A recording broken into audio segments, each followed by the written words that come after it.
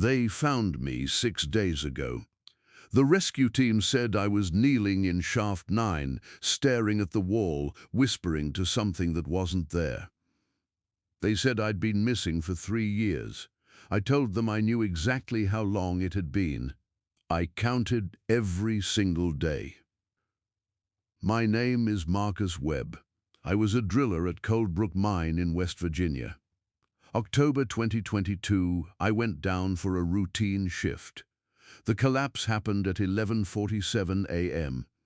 I know because my watch stopped when the rocks came down. The dust cleared. My headlamp was broken. The main tunnel was gone, just tons of rock where the exit used to be. My radio was crushed. I had a water bottle, half a sandwich, and a cigarette lighter. That was it. I screamed for help until my throat bled. No one came. The air tasted like metal and dirt. I felt along the walls, found a side tunnel the collapse had opened up. The company maps never showed it. It went down, deep into the mountain's guts. I had two choices: sit in the dark and die, or move. I went down. The tunnel twisted like intestines. After maybe 2 hours, my lighter died. I walked in total darkness, one hand on the wall, counting steps. At 2,847 steps, I found water, an underground stream, ice cold. I drank until I puked. Then I drank more. I kept walking. Days blurred together. I slept when I couldn't move anymore, ate nothing. The hunger became a separate thing living inside me. On day 5, maybe 6, I heard it. A wet, sliding sound, like something dragging itself across stone. I froze.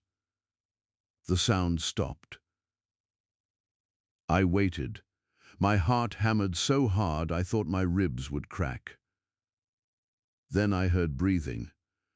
Not human breathing, slower, deeper, like air moving through a cave system. I ran, blind, stumbling, crashing into walls. Behind me, that sliding sound followed, fast, getting closer. My foot hit empty air.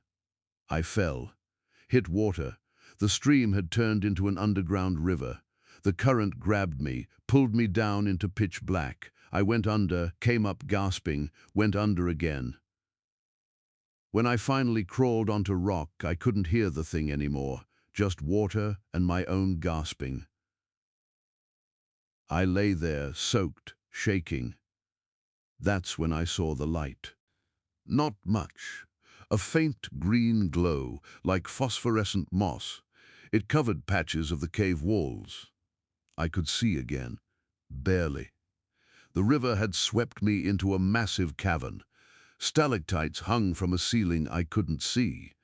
The air felt different here, older, heavier. And I wasn't alone.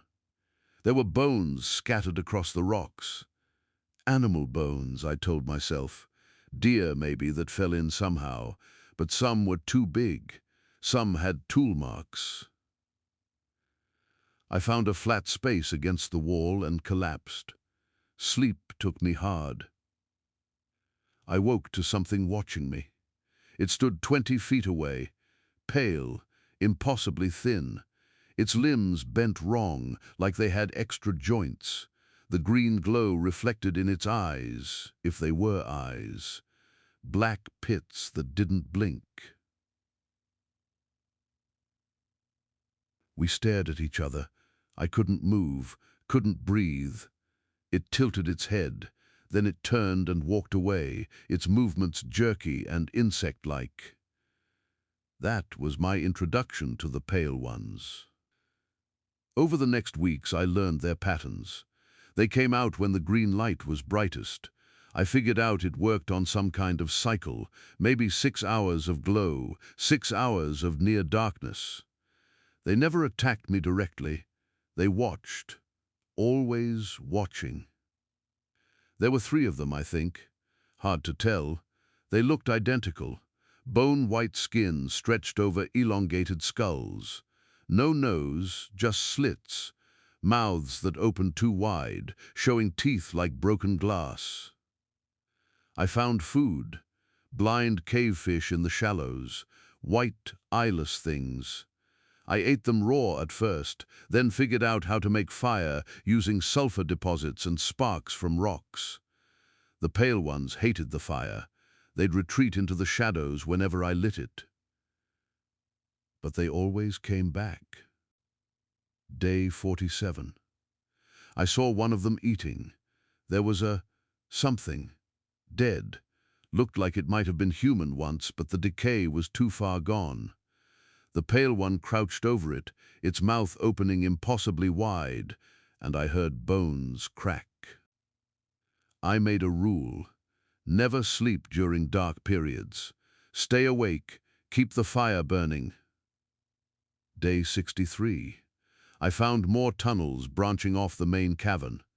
I explored them when the pale ones were elsewhere, found more bones, found scratches on the walls, desperate messages, help and no way out, and one that just said, "They're learning," over and over. I found a corpse with a ID badge.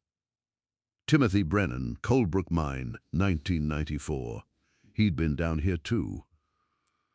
That night, I heard new sounds.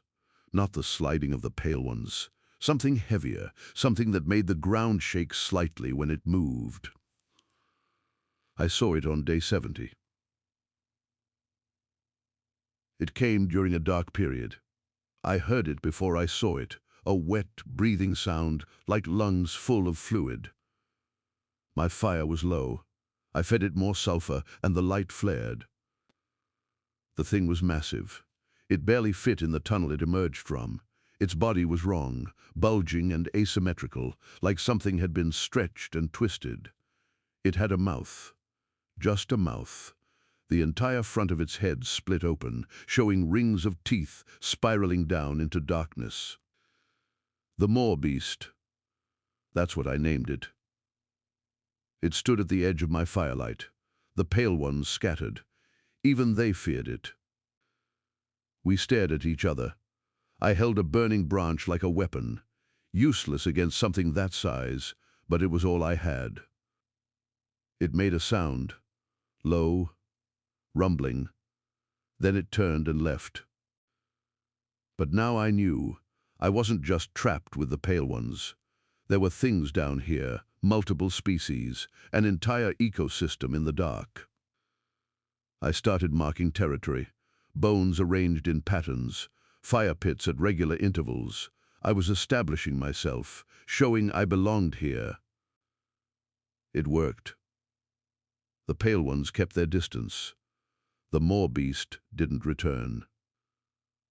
Day 100. I stopped counting. Time felt different. Sleep cycles blurred. I slept when exhausted, hunted when hungry. The green glow became my sun, the darkness my night.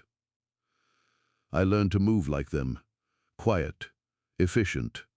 I learned their paths, their hunting grounds. I learned where not to go. There was a section of tunnels where even the pale ones wouldn't venture. I went there once. Once was enough. The air itself felt wrong, thick, pressing against my skin. I heard whispering, voices that weren't voices, felt hands that weren't there brushing against me. Something lived in those tunnels, something worse than the pale ones or the Moor Beast. I never went back. I survived. Months turned into a year, then longer. My body changed, muscles I'd never had before. My eyes adapted. I could see better in low light now. My sense of smell sharpened. I could smell water from hundreds of feet away, could smell when the pale ones were close.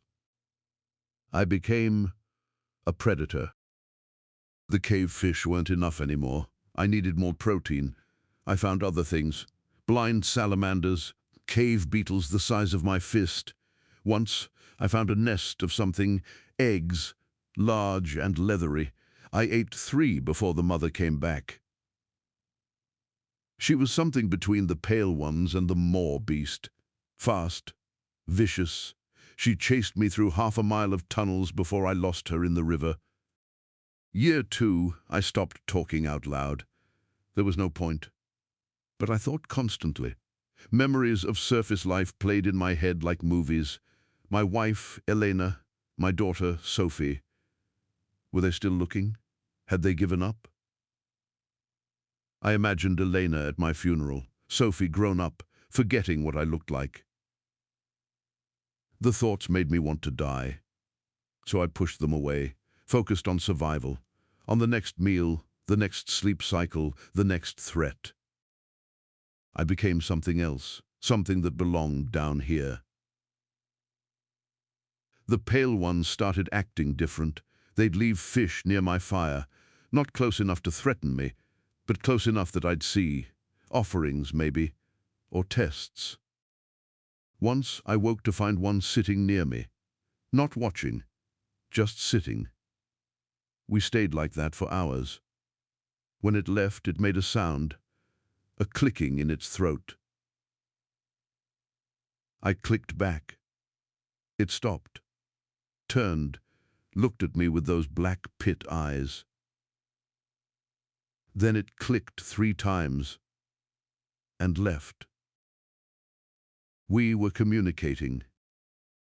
Year 3, I mapped the entire cave system in my head.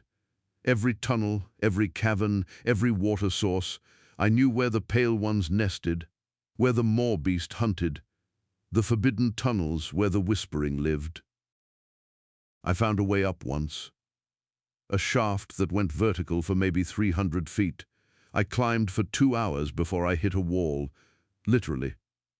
The shaft had been sealed from above, deliberately. Recently. I could smell the concrete. They'd sealed me in. The mining company knew this place existed, and they'd made sure no one would find it. I climbed back down. Went back to my territory. Back to survival. The pale ones and I had an understanding now. We stayed out of each other's way. Sometimes they'd watch me hunt. Sometimes I'd watch them. We were neighbors in the dark. I forgot what sunlight looked like. Forgot the feel of wind. Forgot everything except stone and water and the green glow. Then, on what I later learned was November 10th, 2025, I heard drilling. The sound came from above, mechanical, human. I couldn't believe it. I screamed, pounded on the rocks, screamed until my voice gave out. The drilling stopped. Silence. Then voices, muffled, getting closer. Light. Real light. Flashlight beams cutting through the darkness. They found me in shaft 9. Don't know how I got there. Don't remember climbing. Don't remember anything except the light hurting my eyes and someone wrapping a blanket around me. They're calling it a miracle. Saying I survived 3 years alone underground. They don't understand. I wasn't alone. And I didn't survive. Not really. The doctors say I'm healthy. Remarkably healthy considering. They can't explain it. My muscle mass is wrong. My eyesight is too good in low light. My reaction time is too fast. I don't tell them about the sounds I hear at night. The clicking, the sliding, the wet breathing. I don't tell them that sometimes when I look in the mirror my eyes look black, just for a second. I don't tell them that I dream about the caverns, about the green glow, about hunting in the dark. I don't tell them that the surface world feels wrong now, too bright, too loud, too open. I don't tell them that I'm planning to go back. Because down there, I knew what I was. Up here, I'm just pretending to be human. Elena doesn't recognize the way I look at her. Sophie is afraid of me. I see it in her eyes. They're right to be afraid. 3 years below changed me, made me into something else, something that belongs in the dark. The pale ones taught me their language. The moor beast taught me to hunt. The whispering in the forbidden tunnels taught me things I can't put into words. I'm writing this so someone knows. When I disappear again, and I will, they'll understand. I'm going back to the place